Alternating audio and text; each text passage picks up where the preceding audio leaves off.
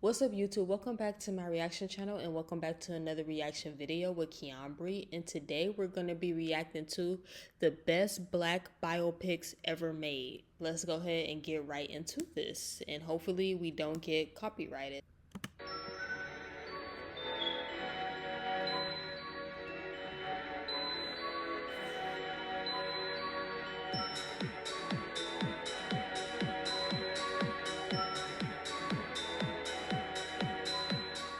A biopic or biographical film is a movie that chronicles and dramatizes the life of a non-fictional or historical person. The popularity in biopics have grown significantly in the last 20 years because Hollywood loved to cash in on dead celebrities or just simply try to shed light on talented and inspiring. I kind of disagree with that. I don't know if Hollywood likes cashing in on dead celebrities.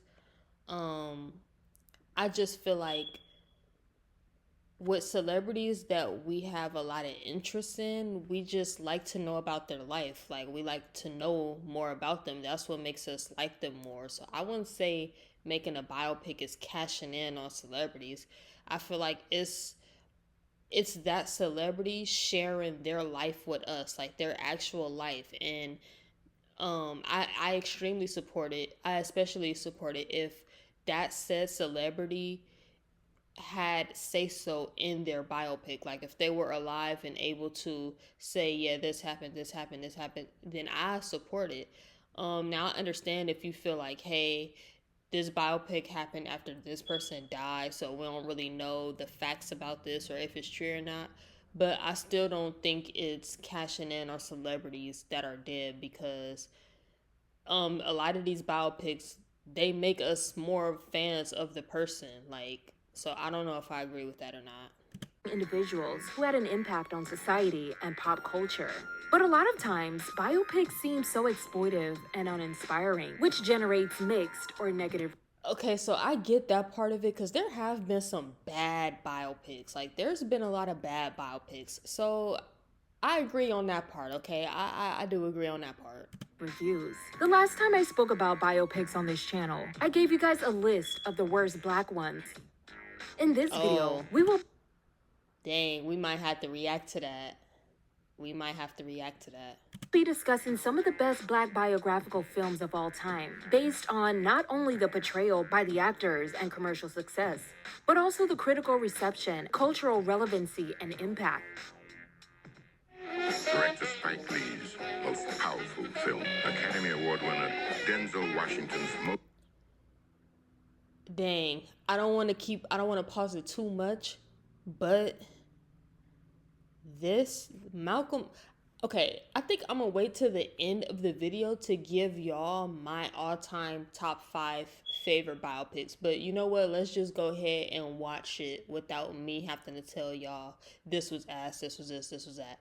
I'm gonna kind of punch in here and there, but I'm gonna wait to the end to give y'all my personal top 5 biopics ever made, or black biopics ever made. Electrifying performance. Can we all live together? This was a good one though, for sure. Spike Lee's 1992 biographical film, Malcolm X, stands as a monumental achievement in his career, capturing the life and legacy of one of the most influential figures in American history.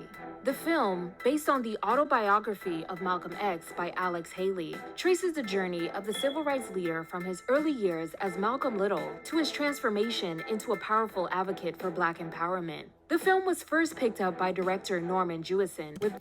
And the good thing about this is that it had a black director in Spike Lee. And not only that, even though it was written by Alex Haley, if y'all, I actually have the book that this was based on, and it's the autobiography as told to Alex Haley, meaning Malcolm X told his story to Alex Haley before he passed away, and Alex Haley transformed it into a book. So that's what this movie is based off of. So that's why I said in the beginning of the film, like, certain like, if the movie is actually based on true events, facts, and that person actually told their story, I'm all with it. So that's what made this film so great, is because This story is straight out of Malcolm's mouth. Like, this is what he said happened in his life and happened to him. So that's also what made this film so great. Denzel Washington playing the role. But Spike Lee took over the... And Denzel Washington, we don't even gotta say, bro. We all know he bodied it like crazy. Project after people protested against a white director making the movie, which Spike was also against. Exactly. But a Malcolm X film was something he had always considered doing for many years, and Spike and Denzel had already established a working relationship. Plus, Denzel had played Malcolm X in an off-Broadway production years prior. I was nervous, but I knew what was at stake, and then...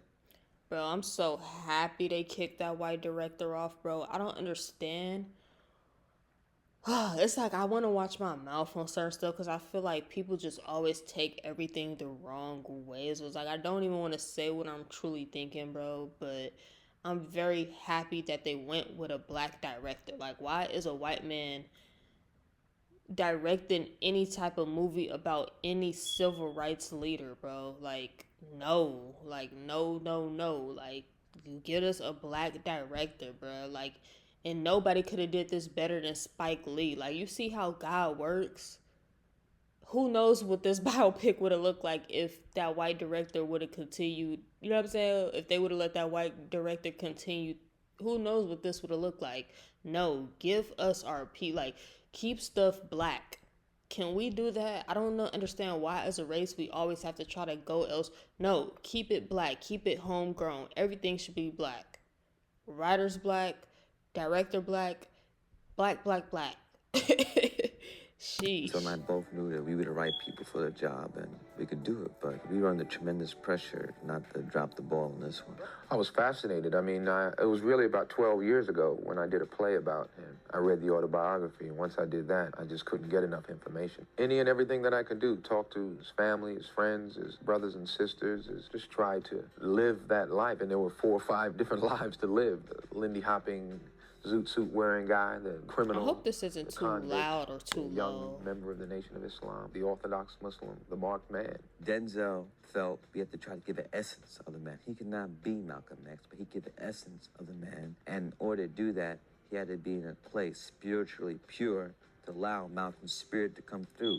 I do remember being told every day, just walking up and down the block from my house to this office right here, Spike, don't mess Malcolm up, Spike, don't mess Malcolm up. Never have I said only a black person can direct black subject matter. But it takes a very sensitive white director to get the... Dang, that photo of Malcolm and Martin right there is just... Man, we really have some... We truly have some great leaders in our community. Like, it's kind of crazy to think that now... we don't got nobody. Like, we don't have no leaders in our community. Like, just think about it. Like, who's leading us to where? Like, we don't have no leaders in our community nowadays. Nowadays, we look up to celebrities. Sad. Nuances of what it means to be African American in this country. I thought myself it was very important that you had somebody who really understood the culture to tell that story. The movie's production experienced a number of conflicts, the major one being the studio's refusal to increase the funding for the film. So Spike contributed a few millions of his own money to bring his vision to life. Wow. He also had the support of powerful black entertainers.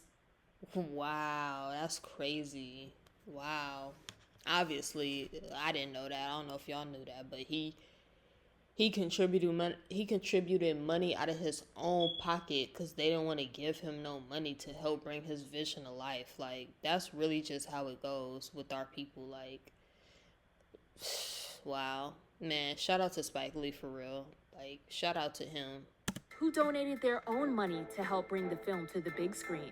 And in order to continue with the film, I made a choice. That was a choice to go out directly to prominent African Americans. This is probably the first time this has happened, where some black folks with some money came to the rescue of the movie. That's powerful. It was the community pulling together to make sure that the movie was done the way it should have been done. I think it says a lot about I love that for real. how people view this film and how important this film was. Malcolm X was released in North American theaters on November 18, 1992, also starring Angela Bassett, Albert Hall, Al Freeman Jr., and Delroy Lindo. It grossed $10 million in its opening weekend, making it a commercial failure due to its $35 million budget. But it still received widespread critical acclaim, with people praising Spike Lee's screenplay, coupled with Denzel Washington's transformative performance in the titular role. It's a great movie. I cried. It was really good. I thought it was good. I was very touched by the movie. Spike's attention to detail, from the authentic period costumes and set design to the use of archival footage and photographs, wowed viewers and contributed to the film's triumph and its lasting impact on the culture. It garnered numerous accolades and award nominations, including 4 NAACP awards and 2 Oscar nominations. This remains one of Spike Lee's most timeless classics and one of Denzel's most captivating performances. I feel like this is Spike Lee's best film ever, and this is also Denzel Washington's best film ever.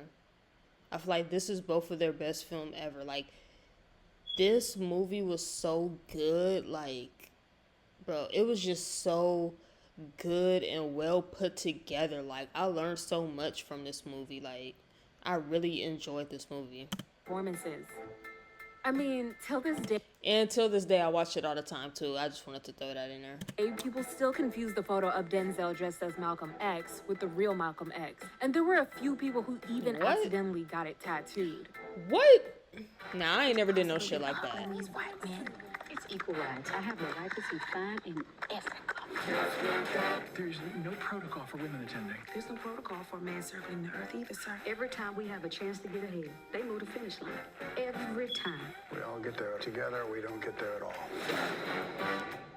Hidden Figures, based on the best-selling book by Margot Lee Shetterly, chronicles the untold story of the African-American women mathematicians Katherine Johnson, Dorothy Vaughan, and Mary Jackson, who played pivotal roles at NASA during the space race. Okay, so I did see this movie. Now, I can't say, obviously it was a good movie, but I can't say if it was... Before seeing this movie, I had zero knowledge of these women and the things that they've done in NASA. I didn't learn any of this. So me seeing this movie, this was my first time learning all of this. So obviously, I think it was a great movie. I can't say it was a bad movie because I didn't know any of this stuff. I didn't know the story of these women beforehand. We didn't learn about this in school. So to me, it was a good movie just from a person who didn't know anything about the story, so to speak. But to me, I thought it was a good movie. Now, I can't rank it amongst the best because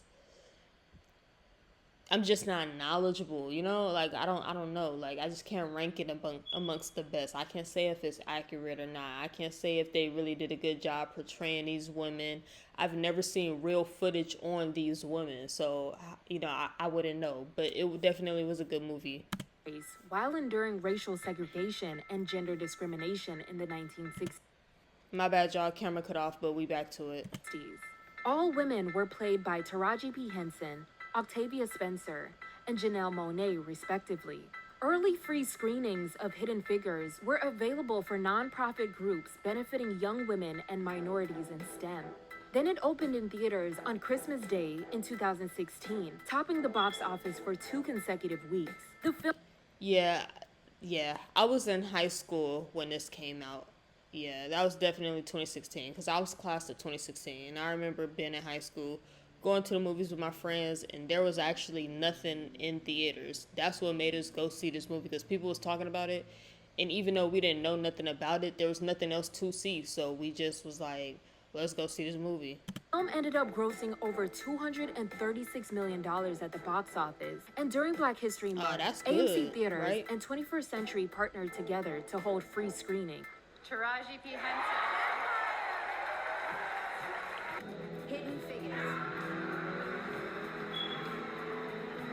Aside from all the praise Taraji, Octavia, and Janelle received for their roles, Hidden Figures received outpouring positive reviews for inspiring and educating audiences and bringing the story of these unsung heroes to the forefront. Catherine, Dorothy, and Mary were also all immortalized by Lego. It became the highest grossing Best Picture nominee at the 89th Academy Award. Man, it's just...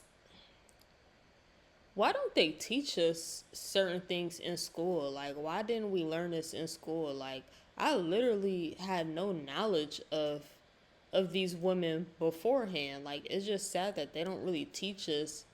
They don't teach us things that I feel like we should know, like, growing up. Like, we didn't learn about Madam Walker. Like, I learned about Madam Walker just doing my own research and reading books, like a bunch of black books and stuff like that. Like, it's just crazy. Like, they need to do a better job of teaching us about black history. Not just the main black history as far as, like, you know, Malcolm X and, you know, it's like, teach us a little bit more. Like, tell us about people who we don't know about but are very important to our community as well, you know? Awards, and one of the most profitable releases of 2016. In 5 days, the television event of the year. A world premiere movie. The story you only thought you knew. Michael Jackson and the Jackson 5. Together, they touched millions. Just let go of your shoulders, honey. Separately, they paid the price. You hear me? No more. Angela Bassett was in everybody biopic. Wasn't she, child? Wasn't she also in Biggie Smalls biopic? Angela Bassett in everybody biopic. ABC presents a shocking look. It's my blood going through your veins. At music's most mysterious family. You just gotta be who you are, Michael. From the streets, the Why they gotta be a studios, and mysterious the world. family? Never seen anything like it. For the first time, you'll see the whole story. Sunday, The Jacksons on ABC. The Jackson family is the most prominent American family in entertainment. They are best known for their contributions to music, particularly through the successes of the Jackson 5, Janet Jackson, and Michael Jackson, who is often referred to as the King of Pop. There have been a few attempts to cover the family's legacy with autobiographical films over the years, and most of them have completely missed the mark. For example, Almost all of them have missed the mark. I don't know what it is, but Michael Jackson and the Jackson 5 and the Jacksons family in general, like, I just feel like you can't do a biopic on them. They're an odd family. You know, like, let's be honest, like, y'all, like, let's stop. Like, I don't even think you could do a biopic on Michael Jackson. Like, he's just too odd of an individual. It's too many layers of things that happen with him that you'll kind of have to show, as far as his appearance and just crazy stories that we heard.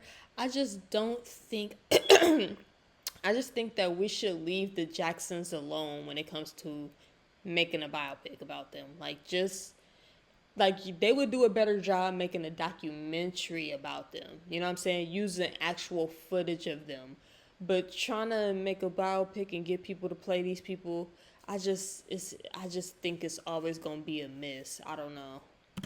the ridiculous 2004 Man in the Mirror film that stars Flex Alexander as the King of Pop, which I covered in my video about terrible black biopics. But I See, this is what I mean. Like, I just be feeling like people just be playing around when it comes to making a biopic about Michael Jackson and, like, his family and stuff. Like, I just feel like, let's leave that alone, you know? Like, let's just leave it alone. I think we can all agree that the 1992 The Jacksons: An American Dream miniseries gave the most compelling look into... That was the best one. It was the best one, but it was... I mean, I don't know. It was the best one, but was it a movie or was it kind of like a series, or am I tripping? I don't know. Their lives and rise to prominence. It's based on Katherine Jackson's My Family autobiography, and Jermaine Jackson served as one of the series producers. The 5-hour miniseries aired from November 15th through November 18th, 1992 on ABC and was watched in nearly 40 million households. Viewers got to see the Jacksons' humble beginnings in Gary, Indiana, and their meteoric ascent to superstardom as the Jackson 5 and later as solo artists. Aside from the wonderful performances by Angela Bassett and Lawrence Hilton Jacobs, Jason Weaver, who had the most important role of playing preteen Michael Jackson, generated praise from critics. His ability to sing and impersonate young Michael captivated viewers and helped him book more acting and singing gigs in the future, including young Simba in The Lion King. Newcomer Wiley Draper portrayed older Michael in the second half of the series, capturing his evolution as a performer. Not only did Wiley closely resemble Michael, he was also a skilled dancer. His performance was praised for its authenticity and ability to capture the essence of one of the most influential figures in music history, especially when it came to recreating Michael's iconic performance of Billie Jean. Wiley sadly passed away a year after the series. What? The Jackson series won an Emmy Award. Man, I hate hearing about people passing away and stuff like that. Like, especially after they did something that was considered like amazing, you know? That sucks. For outstanding individual achievement in choreography and frequently aired on American stations like TV One, BET, Centric, and VH1 for many years to come. No black man has accomplished what the American Mafia hasn't in 100 years. They tried to kill my wife. Yes, He's the most sir. dangerous man walking the streets of our city. Love American Gangster. Ridley Scott's 2007 crime film, American Gangster, is based on the life of real-life gangster Frank Lucas, a drug trafficker who was known for... Man, Denzel Washington, like, we already give him his flowers, but man, that's one man who is so deserving of everything, like, literally. Smuggling drugs into the country via U.S. Army service planes.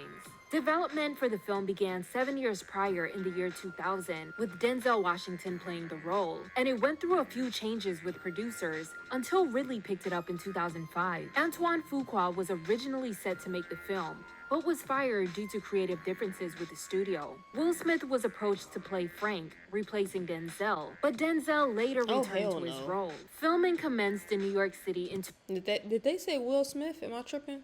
Because if so, that's absolutely not. And I love Will Smith, but a biopic? I love Will Smith, but not a Frank Lucas biopic. No, I don't see that. 2006, and the real Frank Lucas often appeared on set to help direct his life story. I know that's right. He said, y'all will not play with my life, please. A drug dealer, and I told Frank that when I met him. Frank is very charming, very humble, and he'll have you working for him by the end of the day. He's a force of nature. He's a natural-born leader. As he said, you know, if I had become a doctor, all my brothers would have become doctors. He said, I got in the drug business, and they followed me into the drug business. It made its way to the big screen in November 2007, opening with $43 million at the box office, and later climbed to over $130 million domestically. Oh, that's not bad. Alone. And of course, Denzel's performance was critically From acclaimed. now on, don't nobody talk to me directly. You understand? You got business with me. You talk to Huey. Huey, you talk to me. You got it? American Gangster also featured a star-studded cast consisting of Russell Crowe, Cuba Gooding Jr., Chiwetel Ejiofor, Ruby Dee, Idris Elba, and rappers Common, T.I., and RZA. Critics called the film entertaining, Hey man, it was a good cast. The whole cast did a great job. For real, phenomenal job. exhilarating, and engrossing. Jay-Z even admitted that he was so deeply moved by Denzel's performance and the movie in general that it inspired him to create a concept album about his past experiences as a hustler. There's a lot of people that can relate to that story, and you know, there's a movie that's 2 hours, 2.5 hours long about this subject. There's so many different emotions that's left untold because you have to fit this into a format. His album, that was titled after the film, was released on the same date as the film's premiere a year later. The innovator of soul, Ray Charles. Man, I can't wait to get y'all my my top I can't wait to give y'all my top 5. Ray, a Taylor Hackford film. Jamie Foxx, The so 2004 talented. film Ray is a biographical drama that chronicles the life and career of legendary musician Ray Charles. The movie follows Ray's journey from childhood in the segregated South to his rise to fame as a blind pianist and singer. It dives into his struggles with addiction, his complex relationships, and groundbreaking musical achievements. Although the film was released in 2004, Taylor Hackford had been developing the film for 15 years until they finally got 15 financing years? for it. Studios didn't want the film, but he still went ahead and shot it independently. A braille copy of the script was given. Hey, you gotta believe in yourself. Nobody wanted this and he shot it independently. I bet you they would have wanted it now because this was phenomenal. To Ray, and he was on board with the film, though he did request that certain scenes be omitted from the script. Cast in the role of the legendary musician is actor, comedian, and singer Jamie Foxx. He got his big break in 1991 on the weigh-in sketch comedy show In Jamie Living Foxx, Color, by the way. and He's starred so in different talented. comedies throughout the 90s, and then landed his own show on WD called The Jamie Foxx Show that ran for 5 seasons. He also did HBO comedy specials, and by the time the Ray film opportunity came to Jamie, he was just starting to take on more serious dramatic roles. His close resemblance to Ray and ability to play the piano and spot-on impersonation landed him the role. To prepare for the film, Jamie had to lose 30 pounds to look like Ray and watch old cassettes. Gee, I thought Jamie Foxx was Ray Charles. Hell, he played that shit so good. Tapes to get to know him better. He even got to meet the man himself.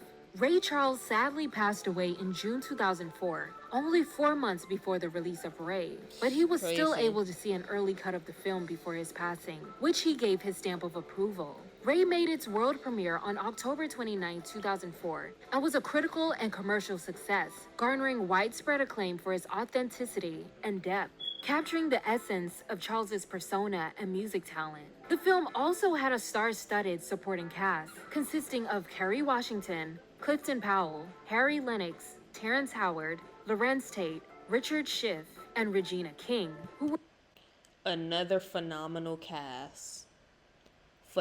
Like, I love my people, bro. We body everything we do. I mean, this shit was phenomenal. Everybody played their role. You couldn't tell me that these wasn't the real people in real life. You couldn't tell me. My people is unmatched. Like, we just body anything we do. Like, period. were all praised for their roles. Jamie was praised for embodying the physicality of Ray Charles, from his distinctive mannerisms and facial expressions to the way he moved and interacted with the world around him. What makes his portrayal even more impressive is the fact that he went the method route and had his eyes glued shut to stimulate Ray's blindness, proving his versatility as a performer. Jamie's portrayal earned him widespread critical acclaim and numerous accolades, including the Academy Award for Best Actor. Give it up for Ray Charles and his beautiful legacy. And thank you, Ray Charles, for living. Nah, he shouldn't won an Oscar. Alright, so it looks like I actually made a mistake. I didn't know that Oscar and Academy is the same thing, so yes, he did win an Oscar for his role. Ray also achieved box office success, grossing over $125 million worldwide against a budget of $45 million.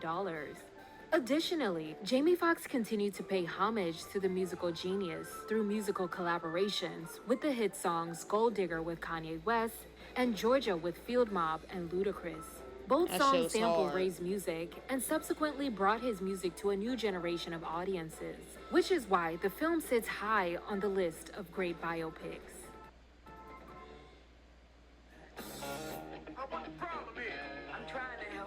Yeah. Angela Bassett, the GOAT. What? Stop playing with Angela Bassett, please. Lawrence Fishburne. I don't know if I'm saying his last name right, but he's often never talked about amongst great actors. He's another great actor. Not a GOAT, but he's phenomenal. Like, I love my people, man. I love my people. She had given him everything he wanted. Sorry about the volume. I can't control it. It's like I don't want to make it too loud, but I don't want to make it too low. Like, To give up. Not so ready. stupid. I'm ready and I know what I want. The 1993 biographical film, What's Love Got to Do with It, is based on Tina Turner's life story, chronicling her rise to fame, tumultuous relationship with her husband Ike Turner, and her eventual triumph as a solo artist. It's based on Tina's 1986 best-selling autobiography, I, Tina, and stars Angela Bassett as the iconic singer and Lawrence Fishburne as her husband Ike. Many entertainers were considered for the role of Tina, including Pam Grier, Janet Jackson, Vanessa Williams, and Halle Berry. And I'm so glad none of them got the role. God, I'm so happy. Oh my God, everything really does happen for a reason, because none of them would have been able to do what Angela Bassett done. None of them. I don't care. Before the role was offered to Whitney Houston, who later... Love Whitney, but no. I'm sorry. I love Whitney Houston down, but no. No, no, no, no, no. The right person was chosen. ...had to decline due to her pregnancy. Angela had auditioned for the film, but was chosen last minute in late 1992 and only had 1 month to prepare for the role. She had 1 month to prepare for this role and bodied it the way that she did. The GOAT. I'm telling you, the GOAT. 1 month to prepare and bodied it. The GOAT. Public recognition for her performances in Boys in the Hood in 1991 and the Jacksons: An American Dream miniseries, where she played Katherine Jackson. She had also just completed the Malcolm X biopic, where she played his wife, Dr. Betty Shabazz. Angela worked closely with Tina to learn her mannerisms, and she also taught her some of her iconic choreography for scenes. When I heard that they were making the story of Tina Turner's life, I thought, how wonderful, how exciting. I wonder who they'll get. I absolutely didn't think about myself. First of all, who are they going to find to sing? I can't sing And dance? I don't have the legs And act? All I can do is act. Angela spent 16 Hey, believe in yourself. Believe in yourself. That's, you just gotta believe in yourself and work hard. Like, you never know what you could do. hour days exercising and learning choreography and lyrics in addition to her lines. Tina even did her makeup and took her shopping for outfits for the role. I know that's Lawrence right, Fishburne Tina. had repeatedly Tina said, "Don't play with me. Anybody playing my character better come correct."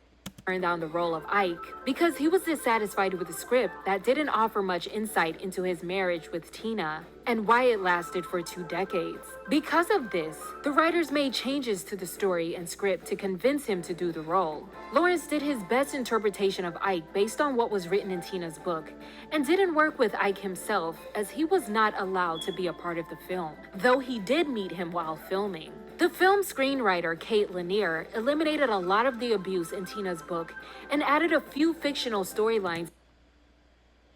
Eliminated a lot of abuse? The movie was, am I tripping? I watch this movie all the time. The movie was full of abuse. That's sad, because that means that it was, wow. That's actually sad. That means that, it was worse than even what we think or what we saw in the movie. Like, in real life, it was just so much more worse. Like, that's actually sad, because the movie, to me, was nothing but abuse. I mean, and scenes, which Tina was not happy about. She felt the film made her look like a victim. By the way, I'm sorry if y'all hear my stomach growling. I am literally starving. I have not ate all day, but I did order some DoorDash. And not an independent woman with pride. What's Love Got to Do with It opened in theaters in June 1993 and received widespread critical acclaim. Angela was praised for her authenticity and portrayal when it came to the performance scenes and the ones depicting the domestic violence Tina suffered at the hands of Ike.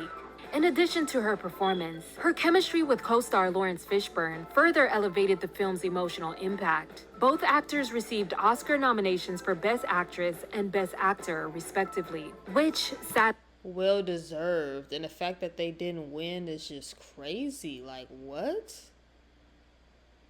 2 people in one film and they bodied it? Lead role and co-lead role, or however you say it, they bodied that shit. That's crazy they didn't win. They both lost. But Angela I wonder who they lost to. Still won a Golden Globe for her performance. To the most generous national treasure I've ever had the pleasure of encountering and portraying, Miss Tina Turner, wherever you are tonight. The film grossed over $40 million in the United States and still sits high on the list of the most influential biopics in cinematic history. It also serves as one of Angela Bassett's most career-defining roles, with Tina Turner herself giving her nothing but praise up until her death, saying, "You never mimicked me. Instead, you reached deep into your soul, found your inner Tina, and showed her to the world. You honor all the women you play, just as you honored me, and you're still perfect." I like that. Obviously, there are so many amazing Black biopics out there, and I can't name them all in just one video. So if there's any that I didn't mention in this video, go ahead and drop the names in the comments below. Like this video and subscribe to Alright, y'all. So that was actually the end of that video. Oh, I did say I was gonna give y'all my top 5 biopics. This is in no order. I'm gonna try to think of all the ones I could think of off the top of my head. No order. Malcolm X, What's Love Got to Do with It, Ray. I think the biopic with Aretha Franklin, I think Jennifer Hudson played her. I thought that was a really good biopic. And it feels like I'm missing one more. Oh, American Gangster. I'm glad I looked at the comments. The Temptations, bro. The Temptations was a good-ass biopic. That deserves to be in the top 5. But that's the end of this video, y'all. I'm going to go ahead and end it right here. And I'm going to catch y'all in the next reaction video.